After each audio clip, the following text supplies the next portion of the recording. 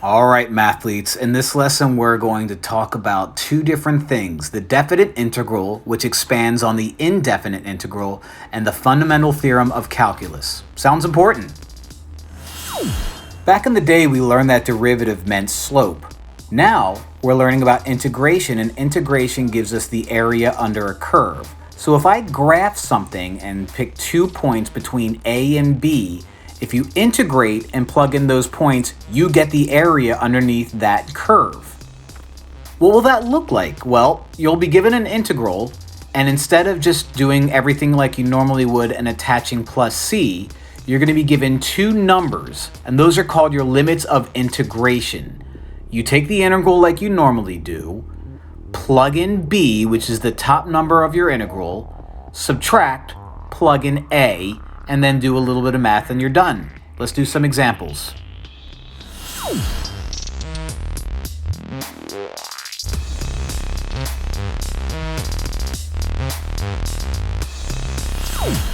All right, the definite integral. It's definitely important. It's actually also not that difficult. Before we do the problem, let's talk about what the definite integral gives us. If I were to graph this equation right here, this is a regular parabola, but since I'm multiplying the x squared times 3, it's pretty skinny, and by adding by regular 5, I just shift it up. So the graph of this guy is going to look something like that. The definite integral gives us the area under the curve between that x value and that x value. So if I were to pretend that this is 0 and this is 4, this guy is going to give us the area between 0 and 4. So this is some weird odd curve shape, and that black space there is going to be the area found by this. So let's actually do it, and let's go the whole route showing all of our steps. If I were to take the integral of 3x squared, I'm going to move the 3 out. X to the 2 plus 1 is 3. Out front lives a 1 over 2 plus 1, which is 3, so that's going to make life pretty easy, plus 5x. Now, after I integrate the definite integral, I want to put some kind of marking out here that shows that I integrated, but I can't forget my limits of integration. So there's no plus c here. I'm going to put this little bracket brace looking thing with a 4 and a 0, and that tells me that I'm not going to forget that I have to plug a 4 and a 0 when I'm done all of this work. This work is going to be 3 times a third, which is just regular x cubed, plus 5x. My limits of integration are 4 and 0. Now what I do is I write that out, I plug in 4. I then put a minus sign and write that out and plug in 0. So let's do it. X cubed, which is 4 cubed, plus 5 times x, which is 5 times 4, minus 0 cubed, which is, or x cubed, which is 0 cubed. So I jumped the gun there a little bit, plus 5 times 0. Close that parentheses. 4 to the third is 64. 5 times 4 is 20. Minus 0 plus 0. 64 plus 20 is 84. Minus 0. And 84 is my answer. So that space, if I were to take, if this was an actual coordinate plane with the grids and everything, with all the squares that you normally see, if you were to just search coordinate plane in a computer image search, this guy is exactly 84 square blocks in size. Okay? 84, 84, 84. Done. Easy.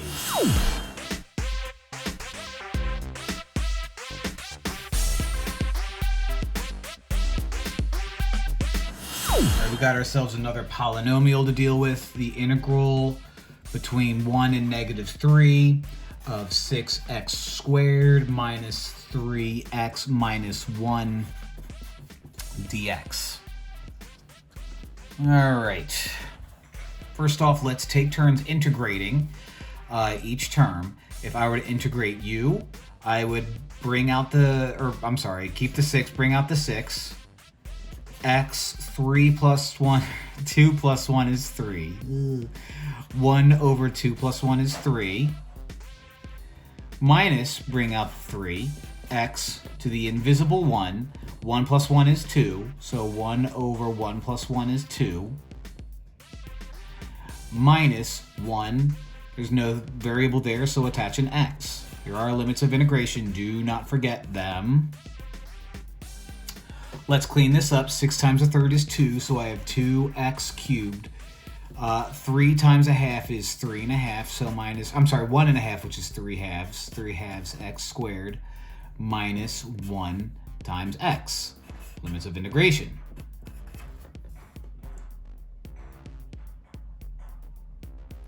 Now I write that out. Plug in 1 minus, write that out, plug in negative 3. So 2x cubed means 1 cubed minus 3 halves. X squared means 1 squared minus 1 times 1. I don't need that 1 there, I just kept it there. Minus 2 times x cubed means 2 times negative 3 cubed minus 3 halves times x cubed means 3 halves times negative 3 squared minus 1 times negative 3. And that's just a gross math problem. All right, 2 times 1 to the third is 2 times 1. Minus 3 halves times 1 squared is minus 3 halves times 1. Minus 1 times 1 is 1. Minus 2 times negative 3 cubed is 2 times negative 27. Minus 3 halves times negative 3 squared is negative 3 halves times 9. Negative 1 times negative 3 is positive 3. 2 times 1 is 2. Negative 3 halves times 1 is negative 3 halves. Minus 1. 2 times negative 27 is negative 54. 3 halves of 9 is 27 halves. Plus 3.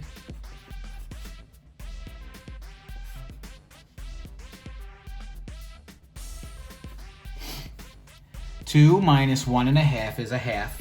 Minus 1 is negative a half.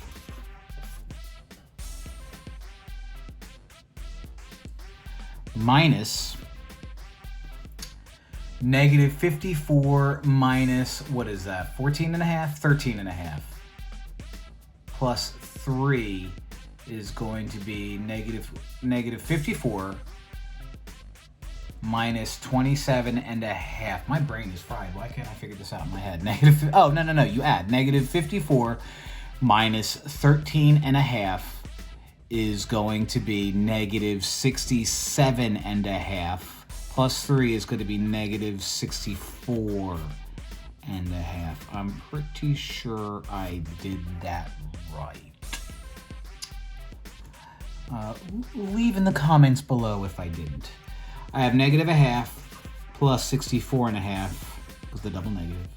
It's going to end up being 64. All right. Hopefully I did that right. I'm sure I did.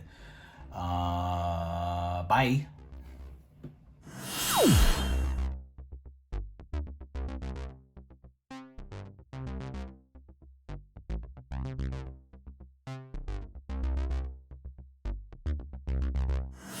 Roll between 2 and 4 of 5x to the 7th minus 3x minus 1 over x squared dx. I don't like the way that looks. So what I'm going to do is I'm going to take each term up here and divide by x squared.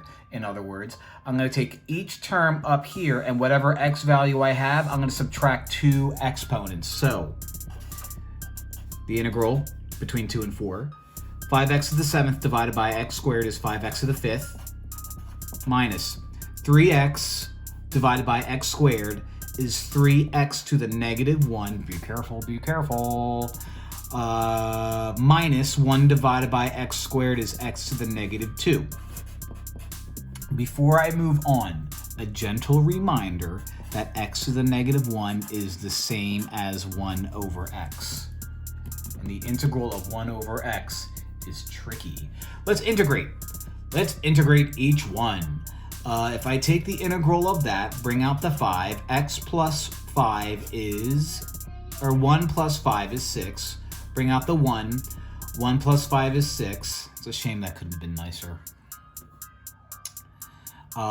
Minus, remember, x to the negative 1 is the same as 1 over x. And the integral of 1 over x is ln of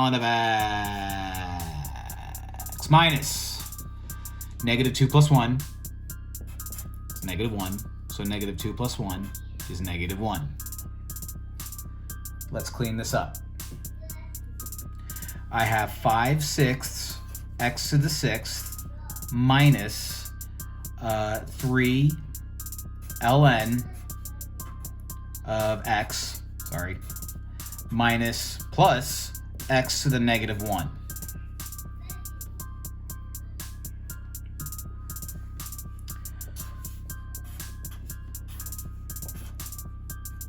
Let's plug in our points. So we have 5/6 x to the 6th, which is going to be 4. Oh, I forgot my limits of integration over here. Oh my gosh, how sloppy am I? How sloppy am I? 4 to the 6th, I have no clue what that is. Minus 3 ln of 4 plus 4 to the negative 1. Minus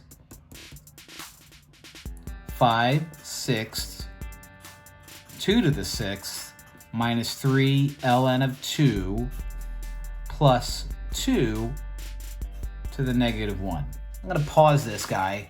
I'm going to plug stuff in a calculator and tell you what I get for each. All right, so these are the numbers that I got. I actually just typed that into Google. Google did the work for me. I wrote out the answer, and then some crazy bandit came by and graffitied everything over it, so I had to redo it again. 3409. Should have done this ahead of time. 3409. Why didn't I do this ahead of time?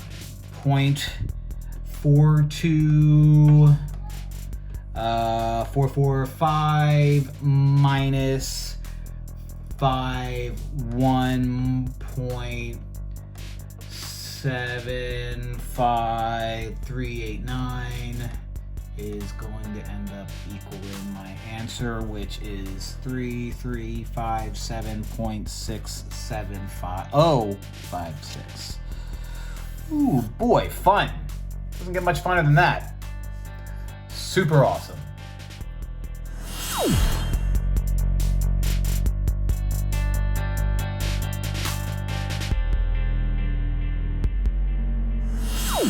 Okay, fourth problem. The integral between 0 and 8 of I'm going to write the square root of x as this. You'll see why in a second. Times x minus 4 dx. Now, I know what you're thinking. You're thinking, oh, well, let's find something in here that looks like the derivative of something else. Don't do that. This is a really simple distribution problem. So x half to the half times x is going to be x to the 1/2, gross, minus 4 x to the 1/2 dx. Okay, take the integral of each. 1 over 1 plus 3 halves is 5 halves, x to the 5 halves, minus, bring out the 4, 1 over 1 plus 1/2 is 3 1/2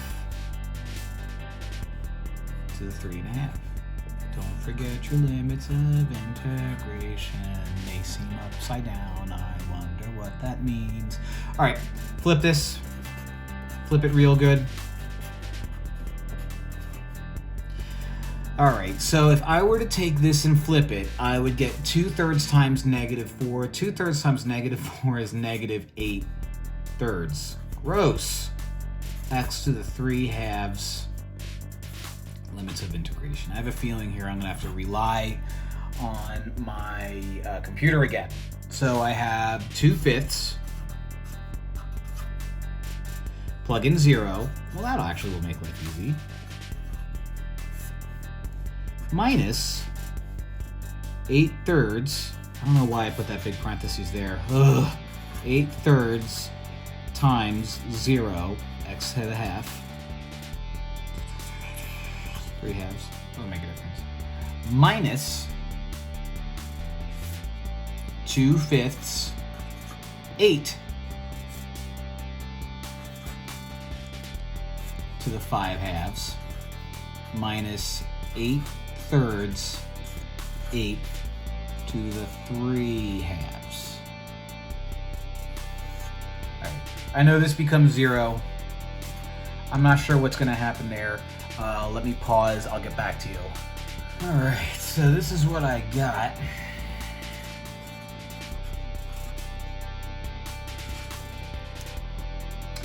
And this is weird. How in the blazes is area going to be negative? I thought all this time we were supposed to find the area under a curve. Well, we are. And look what I did with my limits of integration. I made them backwards. So it would only make sense that my answer is going to be backwards, which is negative. How fun. You learn something new every day. One more, I think? Let's see.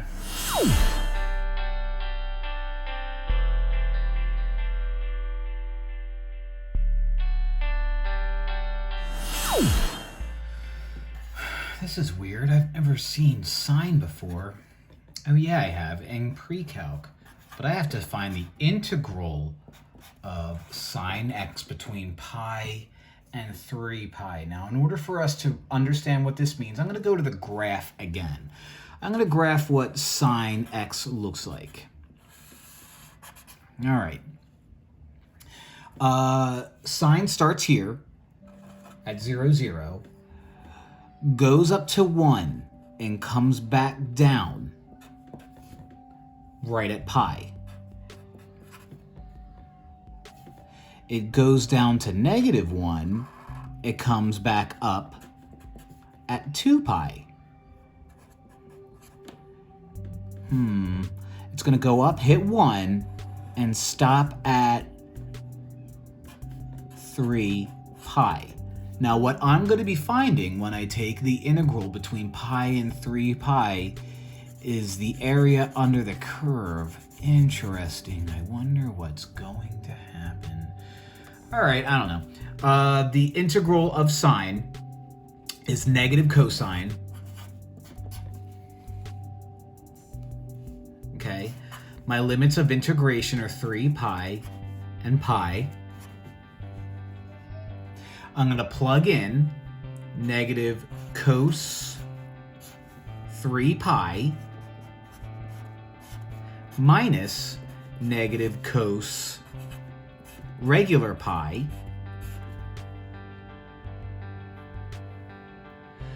cosine of 3 pi is -1. So negative cosine of 3 pi is going to be -1.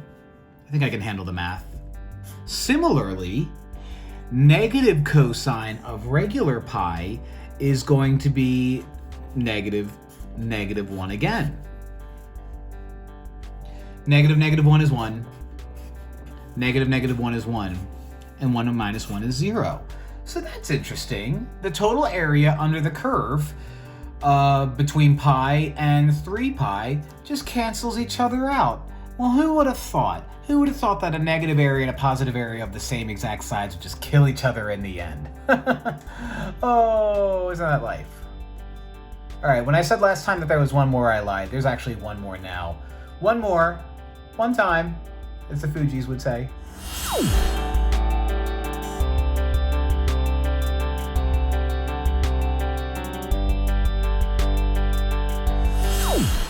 Well, it wouldn't be the definite integral without having to incorporate an e somewhere, so let's do it.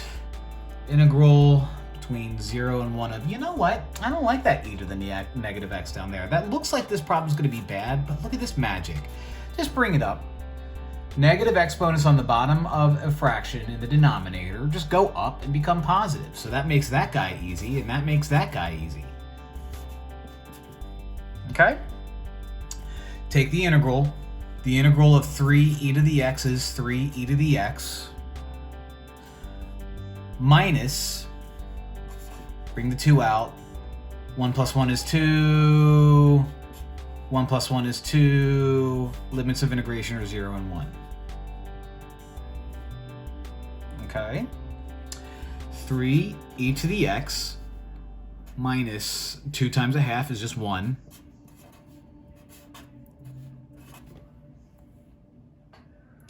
Let's plug in 1. And let's plug in 0. Now, a lot of people will ask me, like, what's the point of plugging in 0? I know the whole thing's going to be 0 when I just do that anyway. OU, 3e to the first minus 1 squared minus, oh, sir, why do I have to plug in 0? I know the whole thing's just going to be 0 anyway. What a waste of time. I'm wasting my time. That's what everybody says. That's what you're thinking right now. OU. Give me a minute, and then I'll laugh at you. 3e to the first is just 3e. Minus 1. Minus 3 times... Oh, wait a minute. Anything to the 0th power isn't 0. Anything to the 0th power is 1. Oh, that's why we have to do the math anyway. I knew there had to be a reason. Oh, tricky. Tricky, tricky, tricky. I'm going to leave 3e as 3e.